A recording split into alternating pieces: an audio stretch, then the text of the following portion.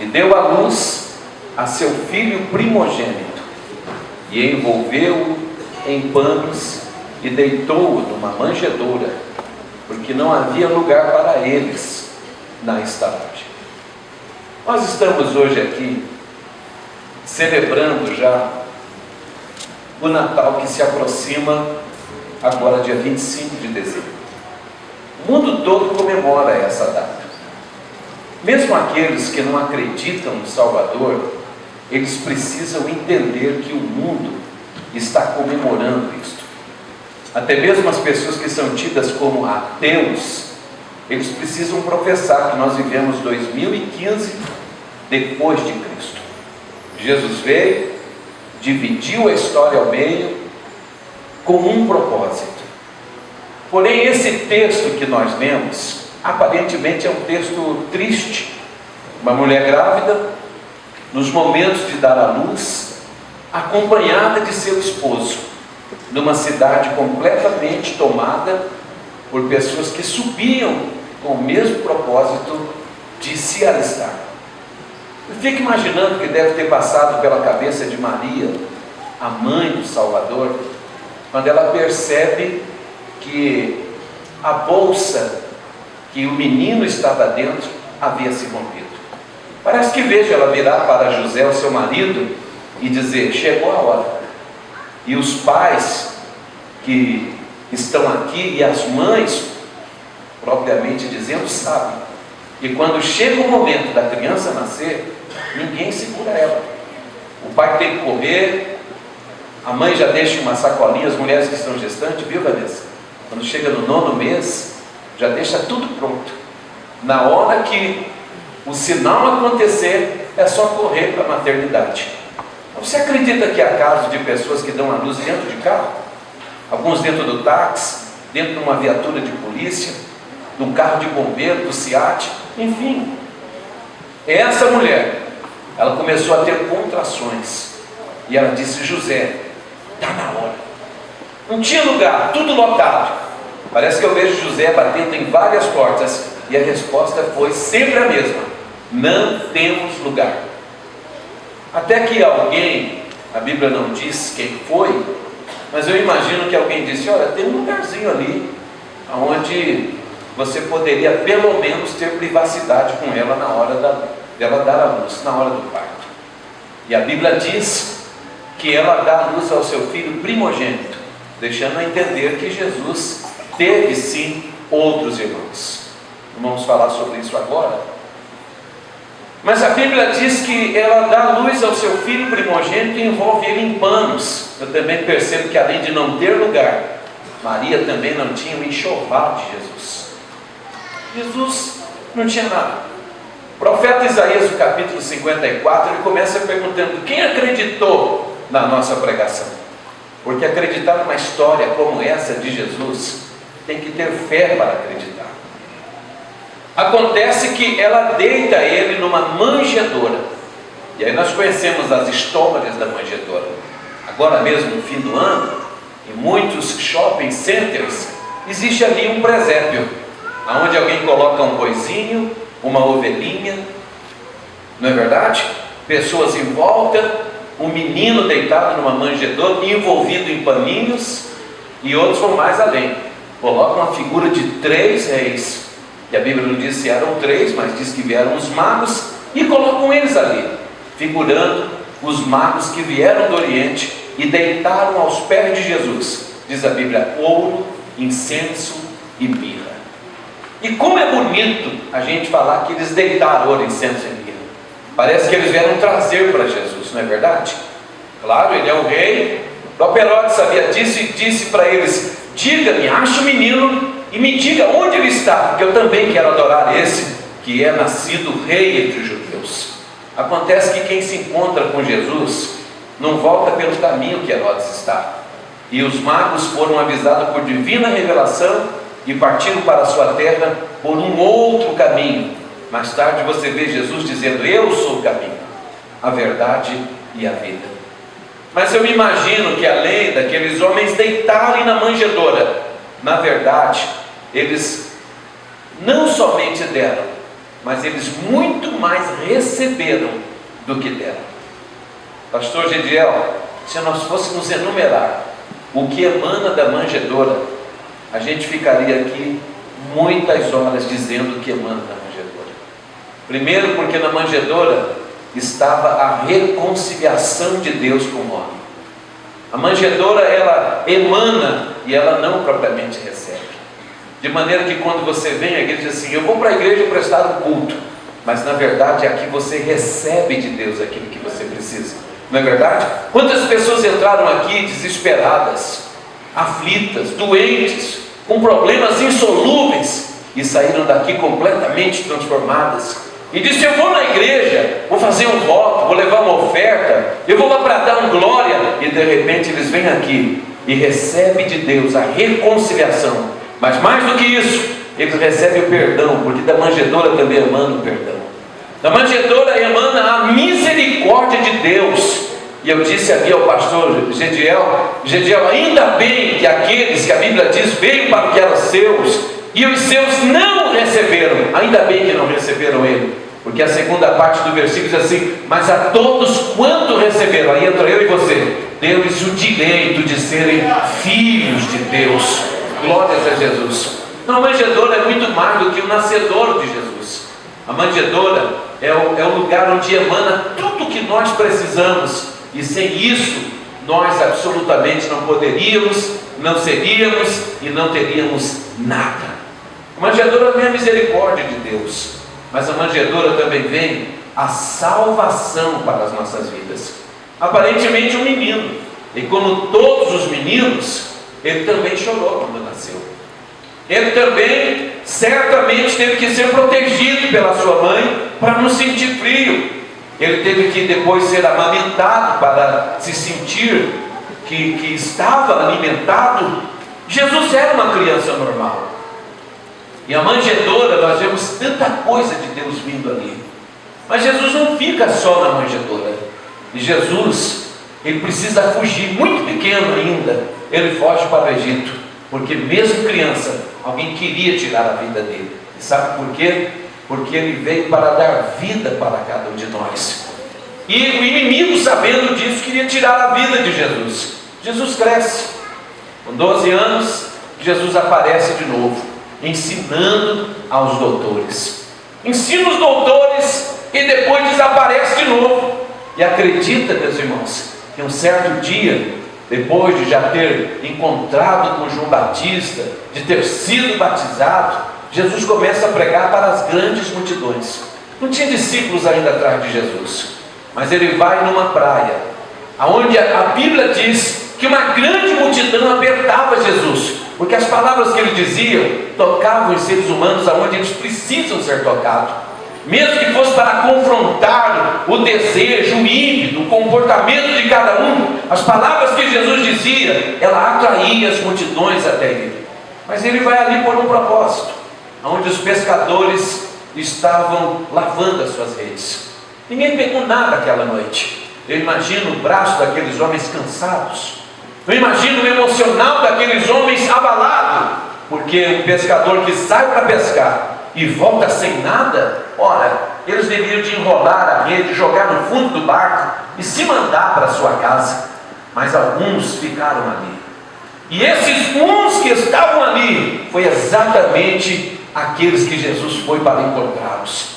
E quando encontrou eles, Pedro estava ali, disposto, mesmo sem pegar nada. Ele limpava as suas redes e lavava elas. Então Jesus disse: ô Pedro, empresta esse barco, entra comigo nesse mar.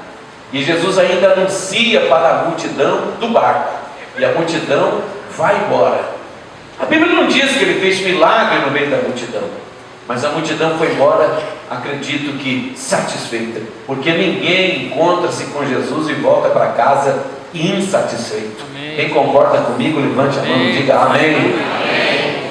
Mas Jesus queria dar agora uma aula, e diz para os 3 discípulos: ide, faça-se ao mar alto e lance as redes para pescar. Pedro argumentou com eles, dizendo assim: mestre, trabalhamos a noite toda, não pegamos nada, mas porque mandas, eu vou lançar a rede. Parece que eu vejo Jesus pensando consigo mesmo. A Bíblia não diz isso, mas eu quero conjecturar nessa noite. Jesus pensando assim: Pedro, eu vou ensinar alguma coisa para você hoje. Igualzinho a muitas pessoas que andam com Jesus e parece que já viram tudo que Jesus é capaz de fazer. Pedro era um pescador, talvez até renomado, conhecido. Alguém disse que ele era dono do próprio barco, dono de uma indústria pesqueira. Eu não sei, a Bíblia não diz isso, mas Jesus vai com ele e ele lança a rede fora de hora, depois que todo mundo voltou, num lugar que não dava peixe, e de repente ele percebe que as redes estavam completamente lotadas. Ele puxa aquela rede e quando ele chega na praia, ele abandona tudo, porque quem encontra com Jesus também deixa para trás tudo que parecia ser importante para a sua própria vida. Segue Jesus. Mais tarde, Jesus já não tem só Pedro, André e João. Jesus tem 12 discípulos com ele. E chega o momento que Jesus já havia passado 3 anos. O mesmo menino que nós vamos comemorar dia 25, o seu nascimento. Depois de muito tempo ensinando os discípulos, Jesus disse: nós precisamos de um jumentinho que está amarrado. E eu quero que vocês vão soltar ele. Vão andando que vocês vão encontrar com ele. E quando vocês encontrarem esse jumentinho, solta ele.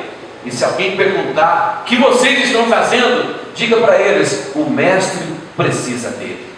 E diz a Bíblia que os discípulos vão, encontram o jumentinho, desamarram o jumentinho e levam para Jesus. Aquele animal que estava fadado, veja bem, fadado a trabalhar com uma vida de escravo, fadado a ser simplesmente um animal de carga. Agora Jesus monta no seu lombo e entra numa cidade, a ponto das pessoas tirarem as suas próprias vestimentas e colocar para o jumentinho passar em cima. Eu imagino que se cavalo falasse, eu não sei se eles devem ter a linguagem entre eles, mas os cavalos que assistiam a cena poderiam questionar e dizer assim: olha, aquele ali não é Jesus, o Filho do Todo-Poderoso, andando no lombo do jumento? Ora, ele deveria estar montado aqui em cima do meu lombo, mas ele está montado no lombo do jumentinho. É porque Jesus também veio para libertar todos aqueles que estão amarrados, escravizados, aprisionados, fadados a ter uma vida de escravidão. Jesus também veio para pôr em liberdade tudo que estava cativo. Mas Jesus não fica no lombo do jumento. É chegado o momento que Jesus tinha que cumprir o propósito de Deus. Às vezes eu fico pensando, irmãos, viu, irmão Wagner? Jesus, um moço tão lindo, tão educado. A fala de Jesus deveria ser tão gostoso de ouvir, vocês concordam comigo? Ele deveria ser uma pessoa assim tão maravilhosa de viver junto, que a multidão estava sempre em volta dele. Mas alguém traiu o mestre. E agora ele precisava cumprir o propósito que era de morrer. Mas morrer tão cedo, né, irmão? Quem aqui já não pensou, por que Jesus não viveu até os 40 anos? 50, quem sabe? Ele poderia ter feito muito mais milagres, mas com 33 anos, Jesus foi pregado numa cruz. E se da manjedoura emanou graça, misericórdia, perdão, reconciliação, se no barco de Pedro Jesus quebrou a tradição dos pescadores, ensinando eles que com ele não é homem que vai atrás de peixe, mas é peixe que vem atrás do homem. Se Jesus ensinou que soltando o jumentinho, ele valoriza até mesmo aquilo que estava fadado a uma vida de escravidão, agora na cruz, Jesus estava completamente abandonado. Seus discípulos sumiram todos. Os homens que por ali passavam o criticavam. Salvou os outros, não pode salvar a si mesmo. Desce da cruz e nós vamos crer em ti. Mas Jesus estava ali convicto, pregado, firme, e ele não estava disposto a descer da cruz, porque descer da cruz implicava em comprometer o culto dessa noite, porque esse culto não haveria, nós não existiríamos e Satanás o teria vencido. Mas como Jesus veio para vencer o diabo e os seus demônios, eu e você estamos aqui também como vitoriosos e vitoriosas nessa noite. Jesus não desceu e as tentativas do inimigo foram tão grandes. Desce daí, nós vamos acreditar em você. Salvou os outros, não pode salvar a si. E um dos malfeitores ainda o provocava, dizendo: Jesus, salva-te a ti mesmo e a nós. Desce dessa cruz. Parece que eu escuto no meio da multidão alguém dizendo o que Jesus tinha feito. Pois é, lembra quando ele multiplicou os pães? Agora está pregado. E quando ele curou o cego Bartimeu? Mas agora está pregado. Eu fiquei sabendo que ele acalmou o vento e o mar, mas agora está pregado. Fiquei sabendo que ele ressuscitou a filha de Jairo, mas agora está pregado. E o filho da viúva? Mas ele agora está pregado. Ah, você não sabe da história do morto chamado Lázaro de 4 dias, cheirando mal? Mas ele agora está pregado e parece que ele não pode descer. Em compensação, enquanto todos o julgavam e condenavam, um homem do seu lado, condenado também à morte, e ele disse: nós, na verdade, merecemos isso por causa dos nossos feitos. Mas esse justo, o que ele fez? Ele não merecia estar aí. E ele assume a posição de culpado. Ele diz: ei, Jesus, lembra de mim quando tiveres no teu reino. Irmão, Jesus é tão maravilhoso. Ele poderia ter pensado como eu e você. Porque Jesus responde àquele homem dizendo assim: ainda hoje estarás comigo no paraíso. Aleluia. Sabe, eu não vi ele dizer isso para ninguém. Ele não disse: eu vou para o paraíso encontrar Moisés, Jó, que é o pai da paciência. Eu não vou para o paraíso para encontrar Noé. Eu não vou para o paraíso para encontrar Sansão ou Josué. Mas ele diz àquele homem condenado: ainda hoje. Então da cruz, meu irmão, emana também o amor de Deus, a graça e a salvação de Jesus Cristo. E no meu ponto de vista, naquele dia, o paraíso foi inaugurado. Imagine aquele ladrão arrependido dando os primeiros passos no lugar chamado paraíso. Porque Jesus disse: ainda hoje vai estar comigo. A palavra de Jesus, não é minha. E Jesus inaugura o paraíso com um ladrão, um bandidão. Vamos dar nome a ele? Um Fernandinho Beiramar, quem sabe? Ou uma Abadia? Ou o nome de um bandido que você quiser. Porque para nós é fácil fazer julgamento e condenação e ponto final. Mas Jesus não. Jesus veio buscar e salvar o que se havia perdido. E se cada um de nós fôssemos contar a nossa história aqui esta noite, algumas pessoas fariam juízo de nós e dizer: você não poderia estar aqui, você deveria estar atrás das grades, atrás do cemitério, debaixo de uma lápide de cemitério, ou quem sabe de uma UTI, de um hospital. Mas porque Jesus veio para te salvar, você pode celebrar nessa noite, porque Jesus Cristo também te alcançou. Então, se a manjedoura fala de algo, o barco de Pedro fala de outro, o lombo do jumentinho de outra coisa, e a cruz fala de outra, falta um lugar. E esse lugar, ele é triste no mundo inteiro. Tem algumas pessoas que compram antecipadamente, chamado plano funerário, e pergunta: quantas gavetas? Mas todo mundo compra, mas ninguém quer ir para lá. É verdade ou não é? Sabe que um dia eu estava em casa e um camarada bateu a campainha e disse assim: Marco Romano! Ô irmão, o nome dele Mário Jorge. Ô Pai do Senhor, meu amado, Pai do Senhor, vim te vender uma coisa que você não pode ficar sem. E eu, por divina revelação, gritei: se for plano funerário, está repreendido em nome de Jesus. Ele olhou para mim e disse: rapaz, como você tem revelação de Deus.